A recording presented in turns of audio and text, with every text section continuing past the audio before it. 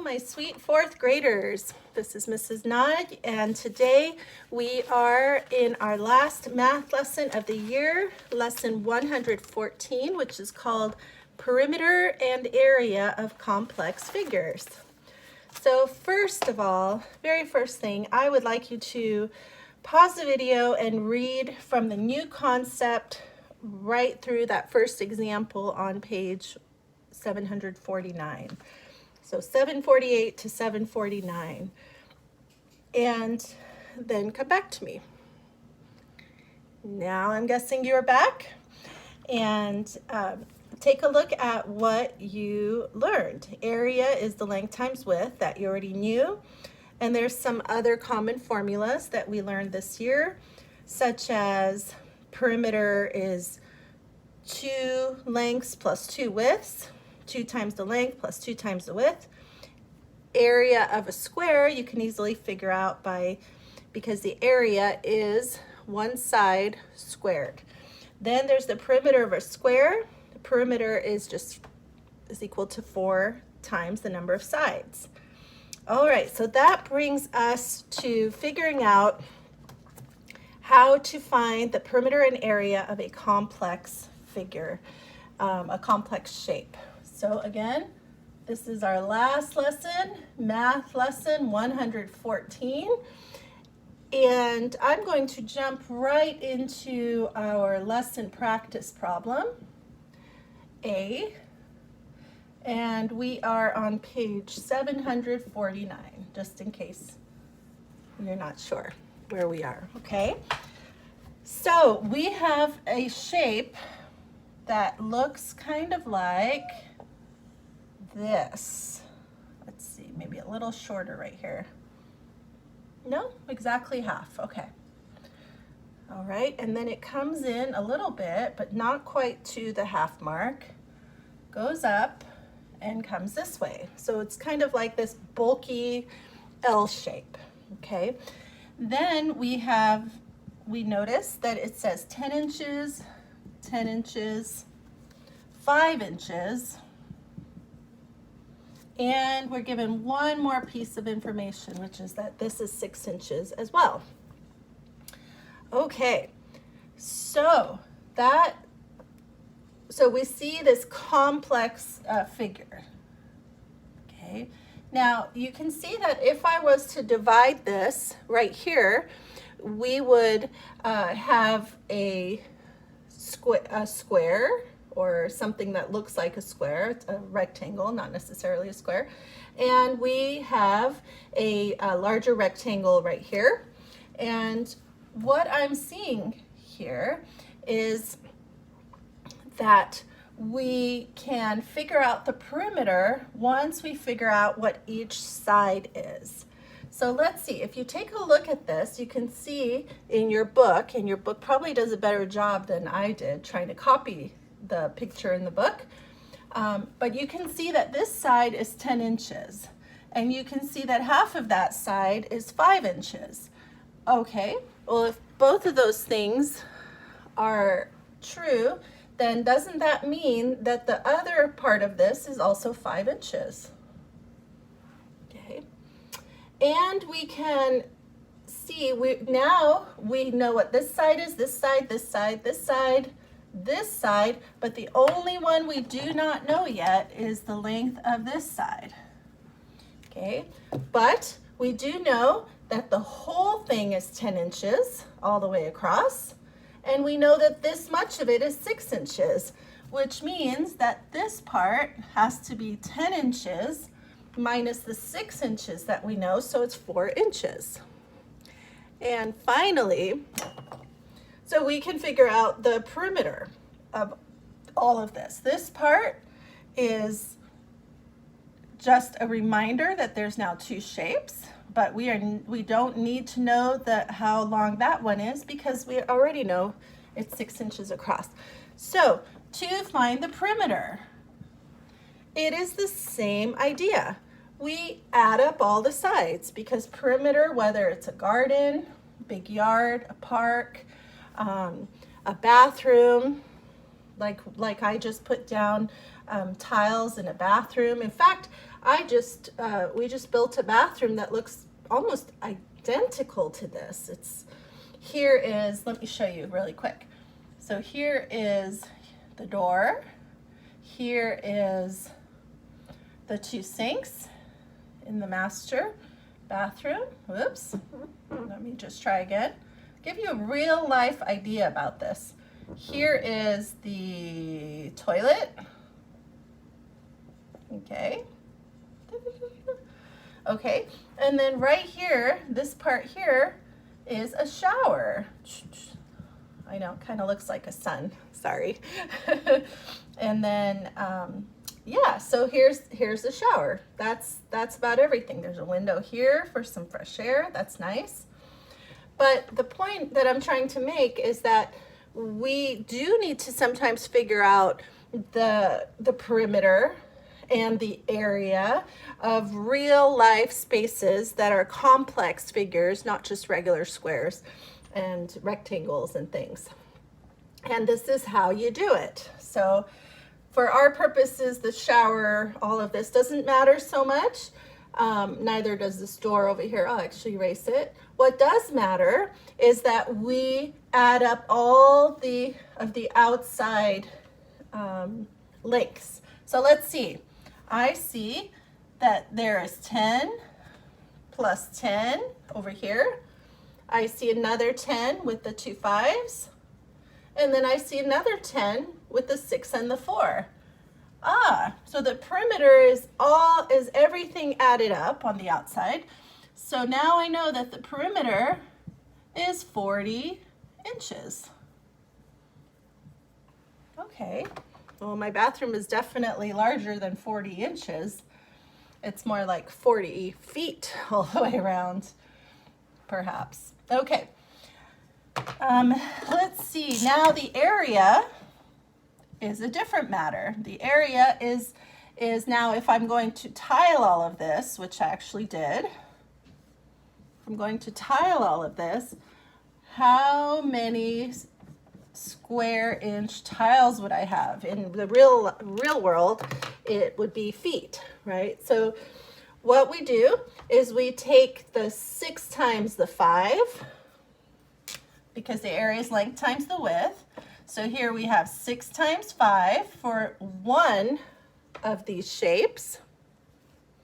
And we have 10 across by 5. So it's 6 times 5 plus 10 times 5 will give us the total area of this complex figure. Okay, so the area then is 30 plus 50, which is 80. So the area is 80 square inches, or 80 inches squared. You could write it like this, 80 inches squared. There's a few ways to write that. All right, so that is actually all I'm going to say about that. I'm not going to go into all of the different, the B, the C, the D. You are welcome to do that on your own. I think this gives us the lesson of what I'm trying to show you. And we will try to keep today's lesson a little bit shorter. It's the last one. You guys are ready for summer. And I want you to take any extra time you have to look at RenWeb to make sure that all of your assignments are in, that there are no missing assignments that are marked 0 right now, and that you contact me, you text me if you have any problems or you can't find something, because all of that is due tomorrow, Thursday, last day of school. So I hope to be hearing from some of you today. All right, if you have anything that you want to talk about. There is no Zoom math meeting tomorrow. Tomorrow you just take your last cumulative test that was in your packet. Okay, so that said, let me erase this board and go on to your first star problem, which is number 6. Number 6 says to rename each fraction so that the denominator is 20. Okay. Rename each fraction so that the denominator is 20. And this is from lesson 113. Okay, just 1 second to get this done. Okay. Number 6. So first of all, we have 1/2. And what we're trying to accomplish here is to rename this to have 20 at the bottom, 20 as the denominator. So what we do here, and we didn't do lesson 113, so this is new to you, and I understand and I know that. So what we do is we think about, okay, what's 1/2 when it equals something over 20? Well, you know that 1/2 is always the top number being half of 20, or whatever the denominator is. Letter B, we have 3/4 equals denominator of 20. Okay, so what we are looking at is what multiplier can we multiply the top and the bottom number of 3/4 to give us 20. The top one was easy. We just know what a half is, whether it's 10 over 20, 50 over 100, 5 out of 10, 500 out of 1,000, whatever is exactly half of the bottom number. 3/4 is like 75/100 of the bottom number. But what we can simply do is say 4 times what makes 20, right? And we know that 4 times 5 makes 20. So we can just multiply all of this by 5/5, top and bottom, to give us an equivalent fraction. So 4 times 5 is 20. 3 times 5 is 15. So what do we have? We have 15/20. Okay. Let's see, letter C, 3/5 equals what over 20? Okay, well here I see that it's 5 times 4. So what this means is I'm going to multiply times 4 at the bottom, which will force me to multiply by 4 at the top. So 5 times 4 made 20, 3 times 4 makes 12. So 3 out of 5, or 3/5, is the same as 12 out of 20. Okay, those are really fun. Those are really, really fun. Okay, let me go on a little bit. All right, so number 6 was that. Number 8 says the asking price for the new house was $298,900. Round that amount of money to the nearest $100,000.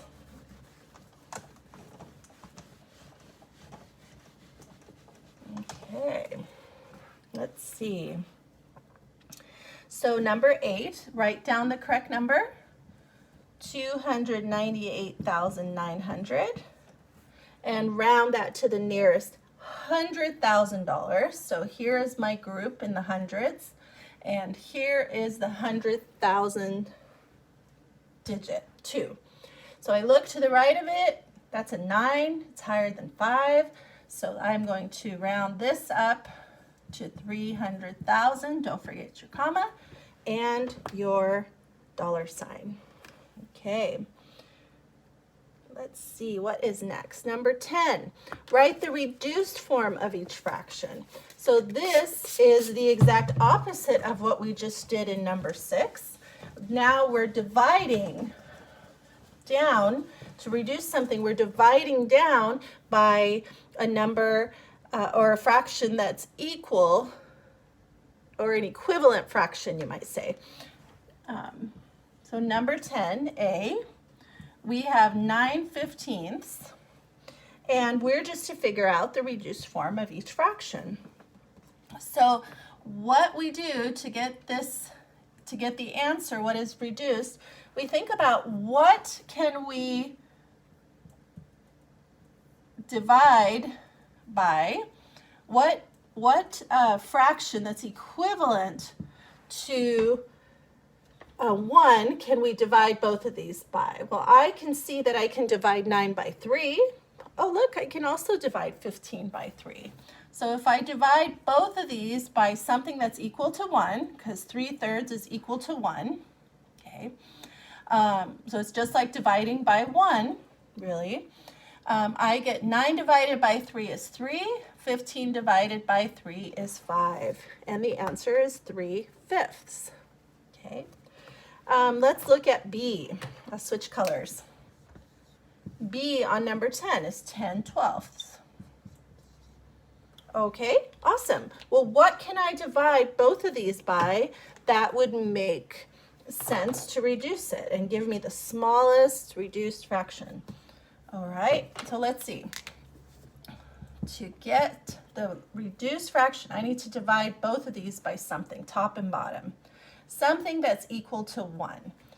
What if we divided by 2? What if we divided by 2 halves? So basically this is the same as 1, but we're just reducing it to a smaller fraction. So 10 divided by 2 is 5. 12 divided by 2 is 6, and we get 5/6 as the reduced fraction. Can we go any smaller than that? I don't think so. No, we cannot. All right, so number 10, letter C.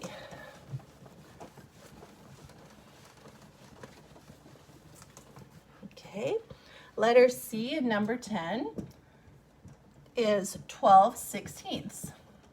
Okay, so we need the reduced form of this fraction. So let's see, what could we divide each of these by? We could divide by 2 and get 6/8, but that would be, then we would have to reduce again because 2/6 can go down to 1/3. So what could we do? How about a 4? Let's try 4. Okay. 12 divided by 4 is 3. 16 divided by 4 is 4. And that is a reduced fraction. We can't divide it to make it any smaller. So the answer is 3/4. All right, now here's another fun one, number 14. And fractions to me are a ton of fun. They really are. They're a little bit of a challenge, sometimes very much a challenge at first for 4th graders, but you will get it eventually. It is part of life and something that we need to learn to be educated and to get through our education. So 3 2/5 plus 1 4/5. Take a look. The 3 plus the 1, we can add together to make 4. Since the denominators are the same, that's cool. Then we put a 5 for the bottom, and 2 plus 4 is 6. Okay, so here we get 4 6/5. Are we done? Can we reduce more? I have to say, we are not done because what do we have? We have a mixed number, which is a whole number and a fraction, but it is a improper fraction.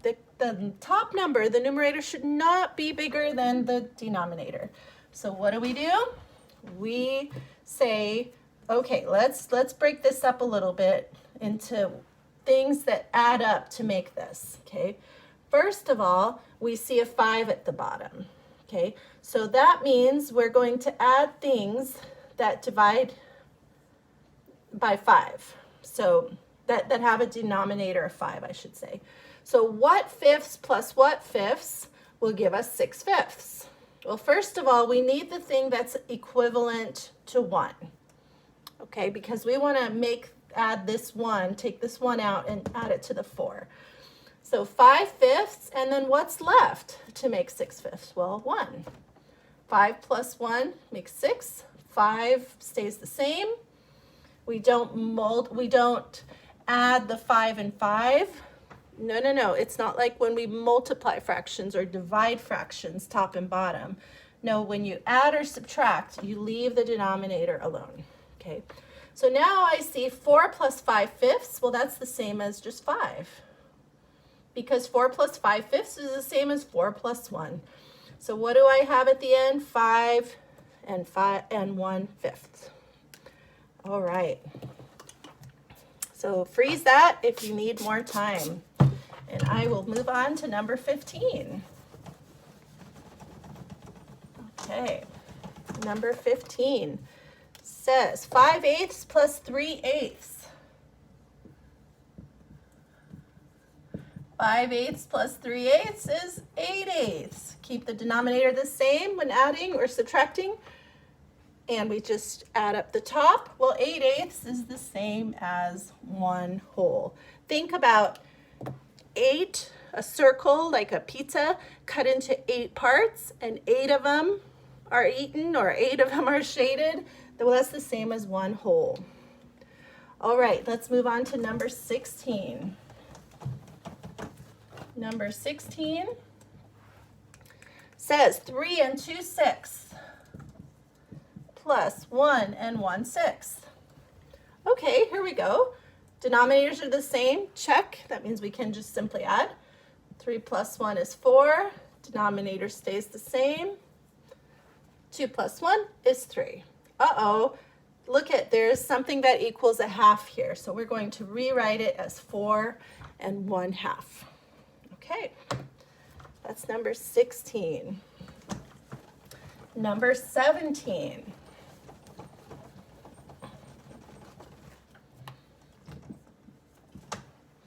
Number 17 is 5 and 9/10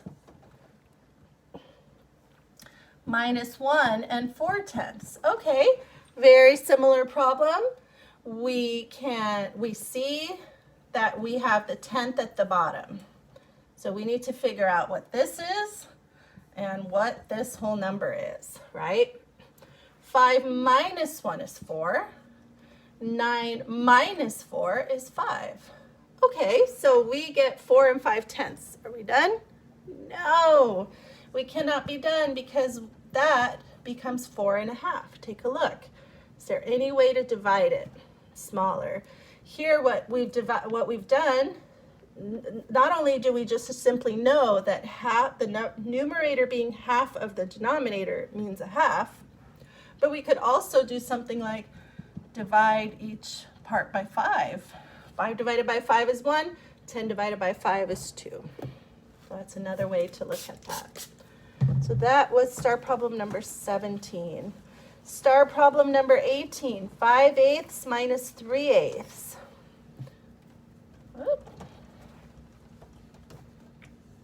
5/8 minus 3/8. What do you get? 5 minus 3 is 2. Keep the eighths at the bottom. And we see that we can probably divide this, but not into half. We could divide both of these maybe by 2. And we get 1/4 as our final answer. Now, you could have tried dividing by 3/3.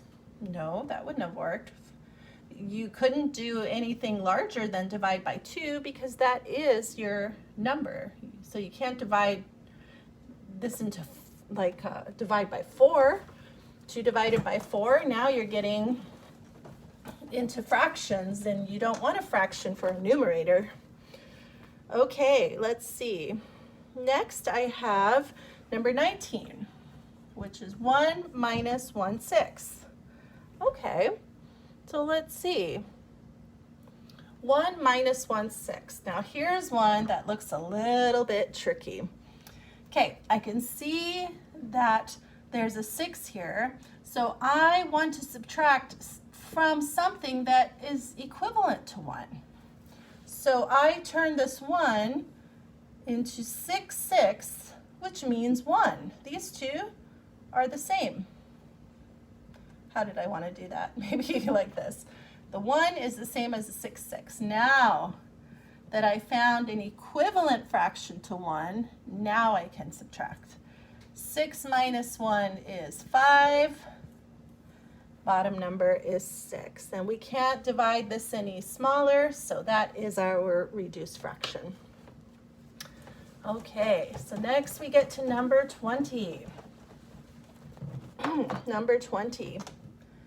We have 217 times 38.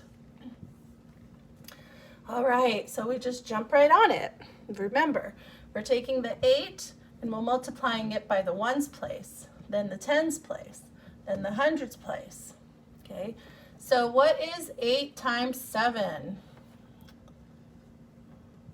We write down 56. 8 times 1 is 8 plus 5 is 13. Next we have 8 times 2, which is 16, plus 1 is 17. Write down this is 0 to hold the place of this 30, because this number here is really 30, isn't it? So we're going to put that 0 here. 3 times 7 is 21. Why don't I get rid of these two for a second so I don't get confused? Again, 3 times 7 was 21. 3 times 1 is 3 plus 2 is 5. 3 times 2 is 6, nothing to add. Let's add it up. And I get 8,246. And there you go. All right. So number 21, you are multiplying by a number that's a multiple of 10. So in other words, 173 times 60. So I'm going to leave off that 0 for now and just make it simple. 6 times 3 is 18. 6 times 7 is 42, plus 1 is 43. I carried that 4. 6 times 1 is 6, plus 4 is 10. 1,038 until I remember to bring down my 0. And the answer is 10,380, which is correct. The next one, number 22. Well, that's kind of easy. It looks like big numbers, but I see a 9 times 5 and add 3 zeros. So what is 9 times 5 and adding 3 zeros? Well, I believe that that is just 45. 1, 2, 3 zeros. 45,000 is the answer to number 22. Okay, number 25. We have 453 divided by 2. Okay, well 2 goes into, let me write the number here, 25. 2 goes into 4 2 times. 2 times 2 is 4. We subtract. We bring down the 5. 2 goes into 5 2 times. 2 times 2 is 4. And I subtract. We bring down the next number, which is 3. 2 goes into 13, well, at least 6 times. 6 times 2 is 12. And I have a remainder of 1. 226, remainder 1. All right, let's see. Okay. The next star problem looks like is number 26, which says segment AC. Okay, I better draw this, and you should draw it too. A, B, and C. Segment A through C, so this really long part here, this part all the way across is 3.5 inches. Okay, next it says segment AB, that's this part, is 1.5 inches. 1.5 inches. Okay, so now I'm sure it's going to ask us, well, what's segment BC? What's this part now? What's the rest? Because they always give us 2 parts and have us figure out the third. So to figure out AC minus AB, is what we do to then figure out what's left. So I'm going to do 3.5 minus 1.5. It's a comparison problem, right? Where you have something longer minus something shorter. And I recognize here that everything is halves, right? The fraction is cut into halves, which means I can just say 3 minus 1 is 2. Keep that denominator. 1 minus 1 is, yeah, is 0. That's kind of an interesting one. So if it's 2 and 0 out of 2, then that just simply leaves 2 inches. So yeah, 2 and 0, 2. 0 halves means it's just 2 inches. That's an interesting one that we don't run into every day when we're given 0 as the numerator. Pause it if you need to, but that is correct. Okay. Even surprised me for a second there. Okay. Now, the next one, number 27. Let's see. Round this number of people to the nearest 100,000 is our final question. So it says fewer people live in Wyoming than in any other state. I didn't know that. According to the 2000 U.S. Census, that was a while ago. We did a census this year, 2020, which means we're talking about something 20 years ago. So these numbers would have grown a lot.